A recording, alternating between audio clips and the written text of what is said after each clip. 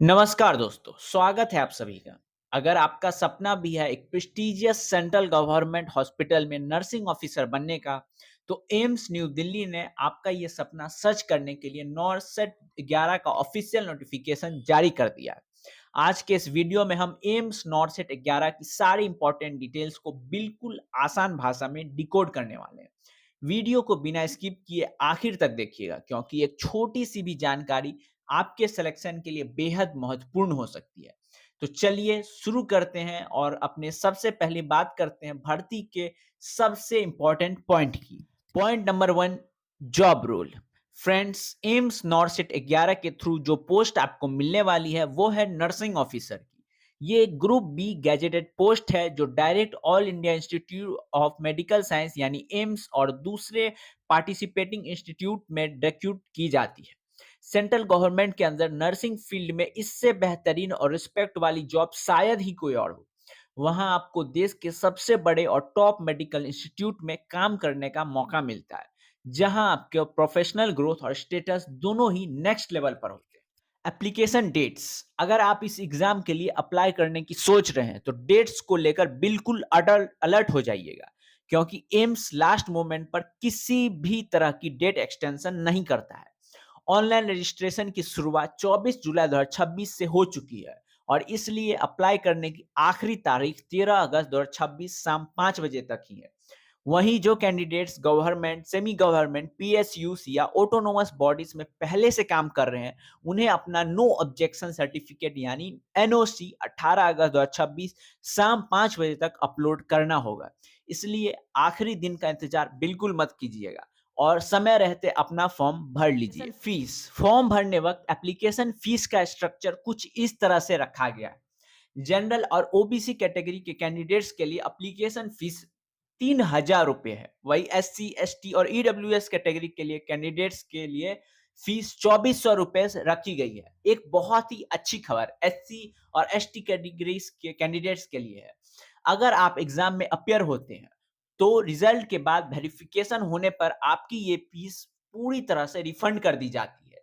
इसके अलावा person with benchmark disabilities यानी पीडब्ल्यूबीडी कैंडिडेट्स के लिए एप्लीकेशन फीस पूरी तरह से एग्जाम्प्ट यानी नील है। दोस्तों, इस एग्जाम के लिए दो अलग अलग एजुकेशन रूट्स हैं। पहला रूट है बीएससी नर्सिंग के लिए, जिसके अंदर अगर आप बीएससी ऑनर्स नर्सिंग या रेगुलर बीएससी नर्सिंग की है या फिर post certificate post basic BSc nursing की है किसी भी रिकॉग्नाइज्ड यूनिवर्सिटी या इंस्टीट्यूट से, और आप स्टेट या इंडियन नर्सिंग काउंसिल में नर्स एंड मिडवाइफ के रूप में रजिस्टर्ड हैं, तो आप बिल्कुल एलिजिबल हैं। दूसरा रूट है जीएनएम कैंडिडेट्स के लिए। अगर आपने जनरल नर्सिंग मिडवाइफरी यानी जीएनएम का डिप्लोमा किया है और आप स्टेट या इंडियन नर्सिंग काउंसिल में रजिस्टर्ड है, तो आपको एक और कंडीशन पूरी करनी होगी और वो है 2 ईयर का एक्सपीरियंस।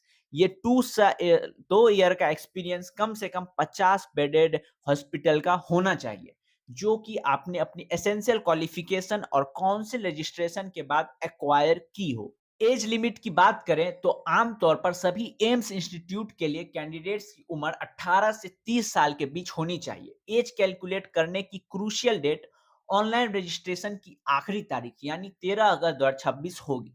लेकिन दोस्तों, यहाँ रिजर्व कैंडिडेट के लिए गवर्नमेंट रूल्स के अनुसार एज रिलैक्सेशन भी दिया गया है। जैसे कि एससी और एसटी कैंडिडेट्स के लिए अपर एज लिमिट 5 साल की छूट मिलती है, ओबीसी कैंडिडेट्स के लिए 3 साल की छूट मिलती है और पीडब्ल्यूबीडी कैंडिडेट्स के लिए कैटेगरी के मुताबिक 10 से 15 साल की एज रिलैक्सेशन दी गई है। अब बात करते हैं सबसे मोटिवेशन देने वाले पॉइंट की, यानी कि आपकी सैलरी और पे स्केल की। एम्स नॉरकेट के थ्रू सिलेक्शन होने पर आपको लेवल 7 मिलता है। पे मैट्रिक्स और प्री रिवाइज्ड पे बैंड 2 है, यानी 9,300 से लेकर 34,800 रुपए तक, जिसमें ग्रेड पे 4,300 शामिल है। ये group B non gazetted post है और सेंट्रल गवर्नमेंट के नियमों के अनुसार इसमें सारे अलाउंस जैसे कि डीए, एचआरए मिलाकर आपकी शुरुआती सैलरी भी बहुत ही शानदार होती है। दोस्तों, फॉर्म भरने वक्त और बाद में डॉक्यूमेंट वेरिफिकेशन के दौरान आपके पास कौन-कौन से डॉक्यूमेंट होने चाहिए, इसको बिल्कुल ध्यान से सुन लीजिए। आपके पास ऑनलाइन एप्लीकेशन फॉर्म का डाउनलोड रजिस्ट्रेशन स्लिप और एडमिट कार्ड होना चाहिए। इसके अलावा डेट ऑफ बर्थ का सर्टिफिकेट जैसे 10th की मार्कशीट, आपके सारे एजुकेशनल क्वालिफिकेशन के सर्टिफिकेट्स और डिग्री और स्टेट या इंडियन नर्सिंग काउंसिल का वैलिड रजिस्ट्रेशन सर्टिफिकेट होना अनिवार्य है। अगर आपने जीएनएम के थ्रू अप्लाई किया है तो 50 बेडेड हॉस्पिटल का एक्सपीरियंस सर्टिफिकेट जिस पर बेड स्ट्रेंथ और एग्जैक्ट ड्यूरेशन मेंशन हो वो भी होना चाहिए। साथ ही अगर आप एससी, एसटी, ओबीसी या ईडब्ल्यूएस कैटेगरी के हों तो प्रिस्क्राइब्ड फॉर्मेट में वैलिड सर्टिफिकेट पीडब्ल्यूबीडी सर्टिफिकेट अगर एप्लीकेबल हो। अगर आप पहले से किसी गवर्नमेंट डिपार्टमेंट या पीएसयू में जॉब कर रहे हैं तो एनओसी होना बेहद जरूरी है। सिलेक्शन प्रोसेस की अगर बात करें तो एम्स नॉर्केट 11 का पूरा सफर दो मेन स्टेजेस में बटा हुआ है। पहला स्टेज है स्टेज 1 प्रिलिमिनरी एग्जामिनेशन जो कि एक क्वालिफाइंग कंप्यूटर बेस्ड टेस्ट यानी सीबीटी होता है। इसके मार्क्स फाइनल मेरिट में नहीं जुड़ते, बस इसमें कैटेगरी वाइज सीट्स के मुकाबले 5 गुना कैंडिडेट्स जो अगले स्टेज के लिए शॉर्ट लिस्ट किए जाते हैं।